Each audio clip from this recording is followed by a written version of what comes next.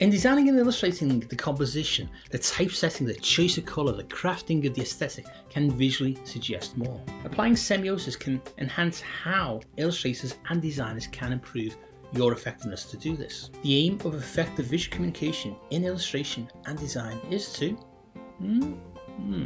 get noticed by the intended audience, be understood by that audience, be remembered by that audience. Design decisions can lead illustrators and designers to miscommunicate. There are too many variables to cover here, so we are only going to focus on 3 bad habits that can negatively add visual noise. Now, this visual noise gets in the way of effective visual communication, but with a basic application of semiosis thinking to your visual elements, then your communication can be enhanced.